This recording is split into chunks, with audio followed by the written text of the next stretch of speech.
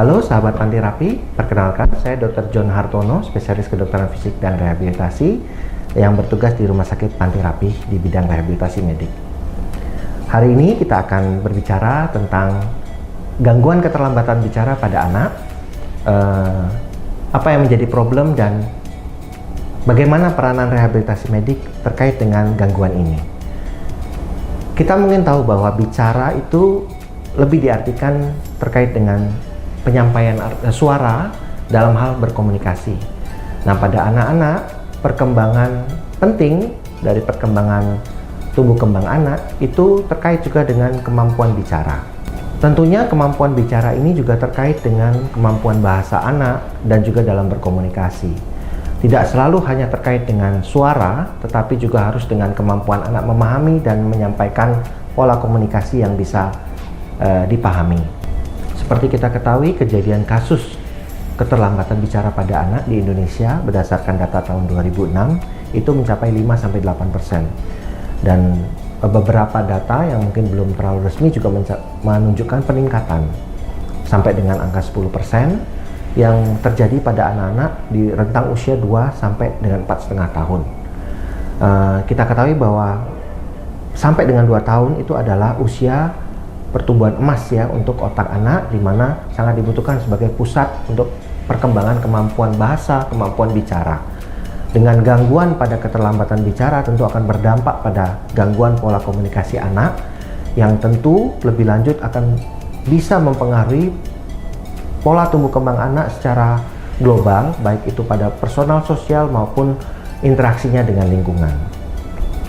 Keterlambatan bicara sendiri sangat erat hubungannya dengan perkembangan dalam bahasa, dan timbulnya pola gangguan ini akan mengganggu pada pola komunikasi anak.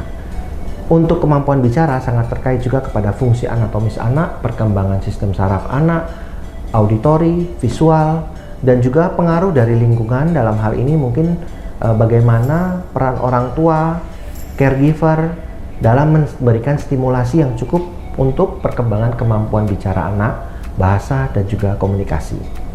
Perlu sahabat Pantirapi ketahui ada beberapa tahapan perkembangan dari kemampuan bicara anak sesuai dengan rentang usia.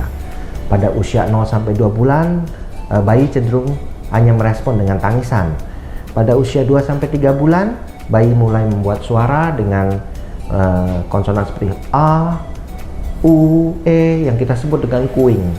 Pada usia 3-6 bulan, bayi akan memulai babbling ya. Di mana ada konsonan yang berulang seperti papa, papa, mama ya, yang tentu belum bermakna. Pada rentang usia 6-9 bulan itu akan muncul panggilan seperti mama, papa walaupun mungkin belum konstan. Pada usia 9-12 bulan panggilan akan menjadi lebih spesifik dan lebih tepat ya, dan mulai merespon dengan panggilan terkait dengan namanya. Pada rentang usia 12 sampai dengan 18 bulan akan mulai membentuk kalimat dengan 2 kata walaupun mungkin bunyinya belum sempurna, dan mulai memahami anggota tubuhnya serta mulai juga menirukan suara yang familiar di sekitarnya, mungkin dari suara caregiver dan atau orang tuanya. Pada usia 18 sampai dengan 2 tahun yang kita ketahui sebagai usia emas pertumbuhan anak, maka akan terjadi pertumbuhan pesat pada penambahan kosakata anak. Di sini anak semakin bisa menggunakan kalimat dengan 2 kata dan bicaranya juga semakin jelas dan dipahami dalam hal lafal atau bunyi.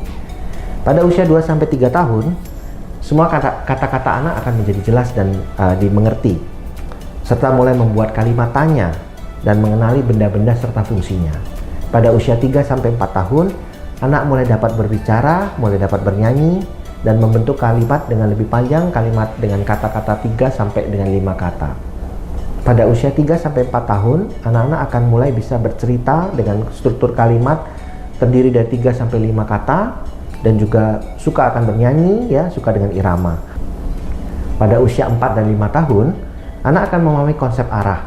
Dia akan memahami akan arah depannya, belakangnya, mana tangan kanan, mana tangan kirinya, dan juga akan memahami konsep lawan kata. Bagi Bapak Ibu sahabat Pantirapi, saya akan bagikan beberapa tanda-tanda deteksi awal yang bisa diamati terkait dengan perkembangan anak khususnya pada kemampuan berbicara anak.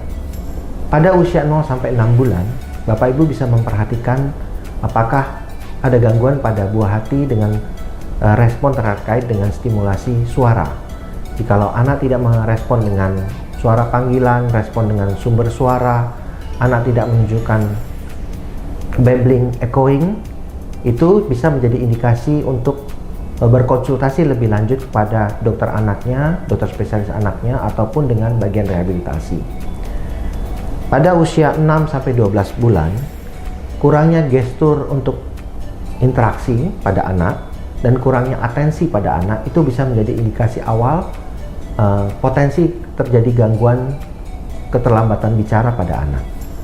Untuk usia 1 sampai 2 tahun, perkembangan kosakata yang masih sangat minim, tidak mampu membentuk kalimat dengan 2 kata, itu bisa menjadi tanda awal Bapak Ibu, sahabat Panterapi untuk bisa kembali berkonsultasi kepada dokter spesialis anaknya ataupun bagian rehabilitasi.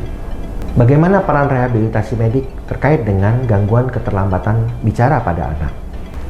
Pada gangguan kondisi fungsi anatomis, tata laksana dengan terapi fisik oleh fisioterapis dapat diprogramkan, seperti memperbaiki postur atau memperbaiki kemampuan respirasi anak akan sangat membantu dalam memproduksi suara anak. Faktor gangguan atensi dan gangguan sensorik pada anak, seperti halnya pada kasus autism saya sebutkan tadi, program rehabilitasi medik akan melibatkan terapi okupasi dalam memberikan koreksi dan stimulus koreksi. Dengan perbaikan di faktor ini, anak diharapkan mampu menangkap stimulus sensorik, baik visual audio, dengan lebih baik dan fokus, sehingga dapat merangsang peningkatan interaksi dan kemampuan bicaranya. Terapi wicara berperan dalam memberikan stimulasi dan koreksi pada gangguan keterlambatan bicara anak. Dengan kolaborasi yang baik dan simultan bersama komponen terapi rehabilitasi medik lainnya, yaitu terapi fisik dan atau terapi okupasi, target terapi pada anak dengan keterlambatan bicara anak dapat lebih maksimal dalam hal fonasi, artikulasi, pengayaan kosakata, stimulasi oromotor, kemampuan sintaks dalam membentuk kalimat, sampai dengan sematik yaitu pemahaman akan makna kata. Baik, demikianlah bincang singkat kita terkait dengan gangguan keterlambatan bicara pada anak. Untuk sahabat Panterapi yang membutuhkan konsultasi lebih lanjut terkait dengan gangguan keterlambatan bicara ini, dapat berkonsultasi di Rumah Sakit Panterapi. Kita memiliki tenaga terapis wicara yang akan membantu sahabat Panterapi terkait dengan problem gangguan keterlambatan bicara pada anak. Demikian dan terima kasih. Salam dari Rumah Sakit Panterapi.